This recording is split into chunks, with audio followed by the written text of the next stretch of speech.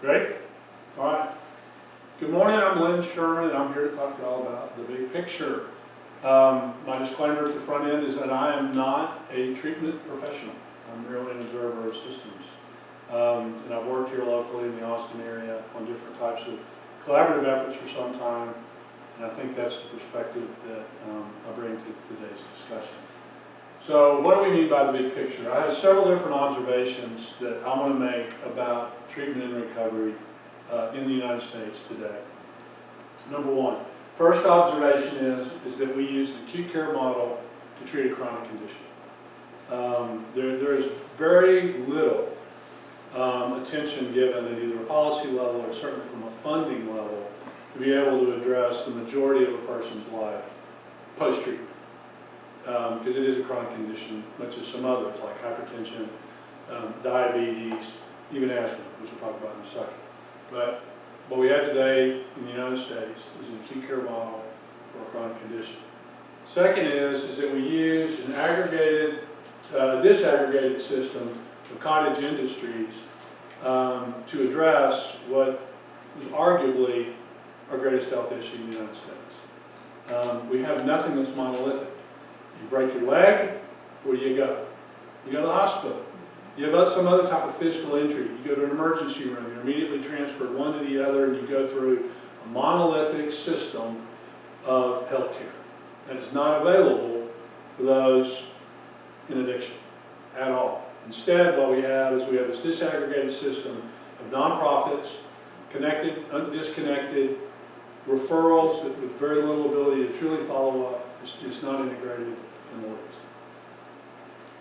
Third and finally is, we look to others, Mount Olympus, Washington, state government, to come give us the answers when at the end of the day, I believe that the answers, the solutions really lie locally.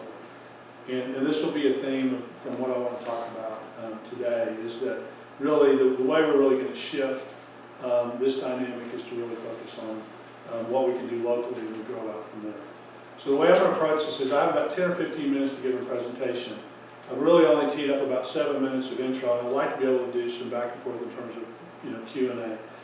If y'all have any questions, I've got a series of topics that we can address, and then I know the format has been, after about 10 or 15 minutes, we break and we go into kind of just a talk amongst ourselves. And what I'll do is just after we get through Q&A for a bit, and I get to sign, and we'll go ahead and sign off, and then we'll gather and we'll talk. So with this as a backdrop of just kind of my general observations about where we are today from a big picture standpoint, I want to start with your continuum of care, your system of your change, your theory of change relative to addiction. But what's interesting, and this is another thing I want to point out, I did not find this graphic on any addiction sites. If you'll notice the source, this is regarding diabetes, not addiction. All right? Very same model is applied to diabetes. I want you to start thinking in those terms for this slide, because we hear a lot, and quite frequently, that treatment for addiction doesn't work. We hear that a lot. But in fact, when you look at other types of chronic conditions, like diabetes, and hypertension, and asthma, really the relapse rate, if you consider what that means is you go back to where you were before, is really very little different, not appreciably different between addiction and some of these other types of chronic conditions. But what's the difference between drug addiction and the other types of chronic conditions? The other types of chronic conditions have very specific protocols that are followed in terms of what treatment looks like. They're usually provided by monolithic caregivers within the healthcare system, and they usually are reimbursable through insurance and have sufficient funding to be able to get the kind of care that is needed. So I would submit that being competitive with these other types of chronic conditions, addiction, not having all the services available, the funding available, addiction does quite well when it measures up with other types. But this is a real important kind of big picture message that I wanted to bring, is that it all goes to stigma at the end of the day. But we have this knock on people in recovery or relative to addiction. This is that treatment doesn't work. And again, the point here is that it does measure up to the type of relapse rate that you have in other types of chronic conditions. this slide, and I've got just pulled slides that are reflective of some points that I wanted to make. And the point of this slide is the accessibility of treatment for these different types of chronic conditions. And if you look, for mental health, 37.8% receiving treatment. 11.2% for people with substance use disorders. Diabetes, 84% are receiving treatment. Heart disease, 75% receiving treatment. For hypertension, 71% rounded. So again, there's a big disconnect between how addiction is addressed and how other types of chronic conditions are addressed. Another thing is the way that we treat it. So hypertension, I've got high blood pressure. So when I got diagnosed with high blood pressure, I went on medication. I literally go in every 3 months and get checked. They change my medication levels depending upon what they see. My diet has significantly improved. When I got sober, my health overall significantly improved. So today, I'm right on the bubble. I could either be on medication or I'm not, but yet I still go in and I get monitored just to make sure that if my vital signs begin to, or my health indicators go into an area where I need to start receiving medication again or more medication if I'm already on it, it's constantly monitored. We have no such system in place for addiction. Addiction is you get released from treatment. For all intents and purposes, here's a set of referrals for some aftercare, a list of 12-step programs. See you, goodbye. We don't have an integrated system of care. And we certainly don't have ongoing protocols that are readily accessible and implemented on an integrated basis. Similarly for diabetes, I mean, this is up here just to kind of show you what a typical diabetes care program looks like. You get your first visit, second visit 7 months later, next visit 4 months later, third visit 7 months later, fourth visit 11 months later. It's constantly regulated.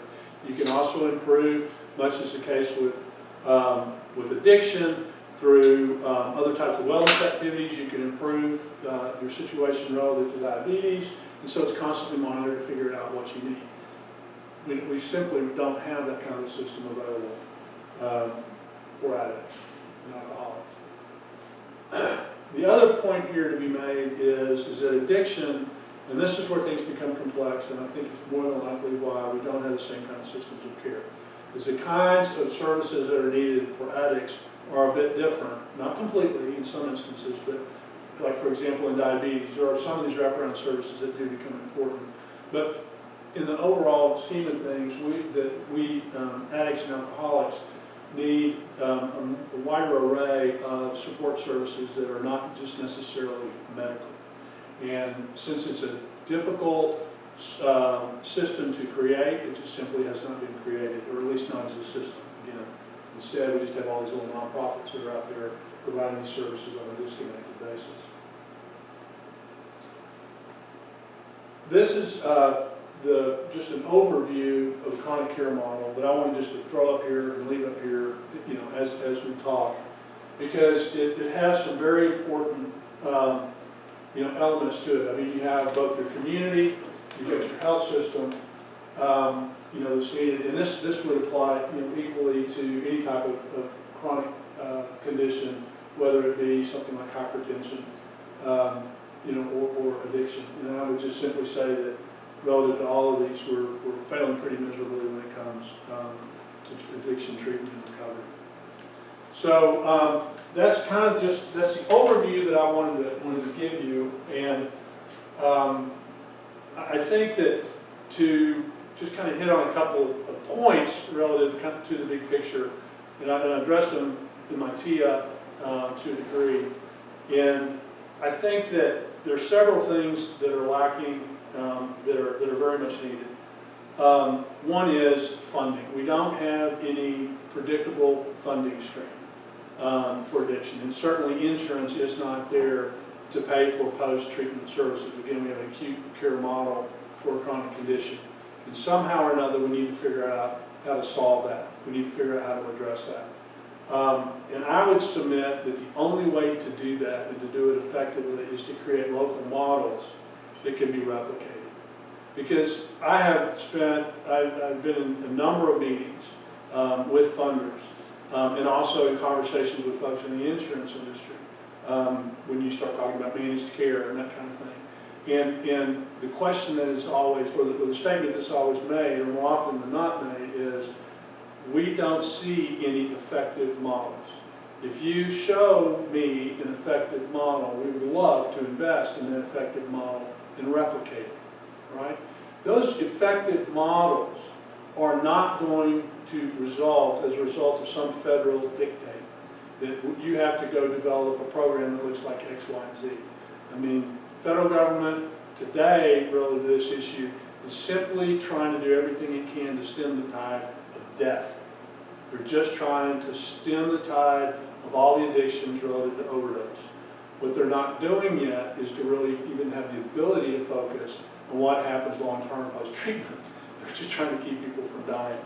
So for us to find solutions for which funders, be they philanthropic, insurance, or whatever, or state money, federal money, is we have to build our systems of care locally.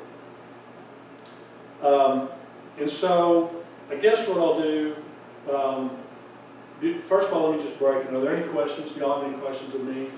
Before I go any further? All right. So the question might be, what does that look like? You know, what would a system of care be, and how might it come to pass?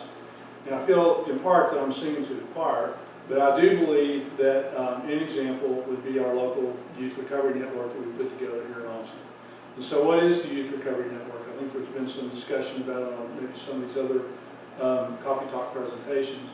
But the Youth Recovery Network is a group of organizations, again, nonprofits, some of these cottage industries or businesses, and I don't mean to undersell them, but they're just not connected. They're all sprung up on their own. But they've come together to determine how they can better integrate all the services that they provide, right?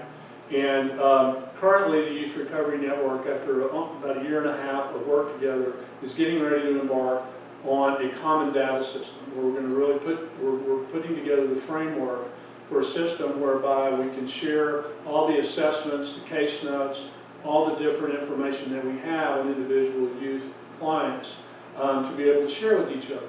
How can that work? Well, when you're dealing with the local sober high school, when you're dealing with your alternative peer groups that see the same kids that are in the high school, when you're dealing with the treatment centers that actually provide the initial and follow-up treatment, intensive outpatient, for those youth. In other words, all serving the same kids, what this would allow is for them to all integrate the care that they provide and continue to provide these kids, at least during the time that they're within the system. And that's what's going on here. It's called the Youth Recovery Network. And just to cite an example of where a concept like this can go, there's also another organization here in town that's just celebrated its 20th anniversary called LifeWorks. And 20 years ago, this year, LifeWorks merged 5 nonprofit agencies in the Austin area that served the same demographic or the same set of clients. And it was, at the time, we understood it was the largest merger of nonprofits in the country. Some were big, some were small. But today, if you go to the campus of LifeWorks 20 years later, they're an award-winning, architecturally award-winning building with multiple nonprofits located in that building. They have transitional housing for youth, which has become their primary focus, who are moving, whether they've aged out of foster care, or they're homeless and they need a place to stay. They have apartments that are available. They're on site in addition to all the administrative and counseling offices that they have available at LifeWorks, and they're breaking ground on another 29 units this year. The point being is that all of a sudden you went, it was over a 20-year period, granted, but you went from, again, a small little cottage industry of different organizations that were serving the same demographic that today came together and today are a monolith. If you have kids who need assistance, more often than not, the advice that you're given is to call LifeWorks, and if they can't provide the services you need, they'll get you the services that you need with somebody else, right? But here's a problem related to addiction in comparison and contrast today, again, in our local community here in Austin. And that is when the Youth Recovery Network first got together, we had a 211 system, which is an information system where you call to try to get services for health and human services, social services, and that kind of thing, different types of assistance. None of the organizations that are part of the Youth Recovery Network were even on the list of referrals for 211. It was almost like 211 didn't even know they existed. And then the question becomes, who would you call if you were in this community and you had, if you were a young person in need of recovery, or you had someone in your family or your friend group who needed recovery? It's very unclear. Why? Because there's nothing, again, that's monolithic. It's another concept that I want to leave in terms of the big picture is, it's real important when you have an issue that is so big and it is so diverse that the cottage industry approach, at the end of the day, is my belief, is not as effective as a system as we need to have. What we really need to do is we need to come together and try to create something monolithic. And what I'm going to project we're going to do over the long haul here, and I hope happens in other communities, is that we're going to have a system that's going to, whereby these different organizations, and it's not a merger, it's a coming together and getting integrated, all can continue to operate independently if necessary, and possibly even co-locate in some instances, where you can make the care more readily available for those youth, rather than having to run all over town and spend all that time driving hither and yon just to be able to get the services. If you can locate it all together, all that can be provided in one place. The other benefit of that is funding. If it becomes monolithic, particularly if it's all relatively integrated and sometimes co-located, it's much easier to raise money as a group than it is individually, right? And then finally, the last piece relative to stigma, which is the last thing I want to address. And then stigma is a big issue for addiction and recovery, substance use.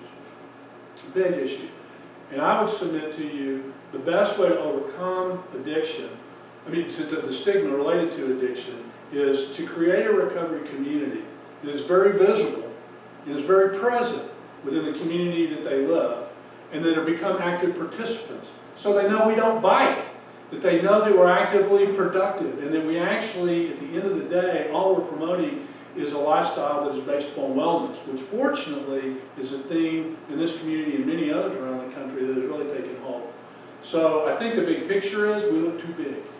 And what we really need to do is we need to look local and try to solve, address this issue of disaggregation, lack of funding, acute care model for a chronic condition, all at the local level.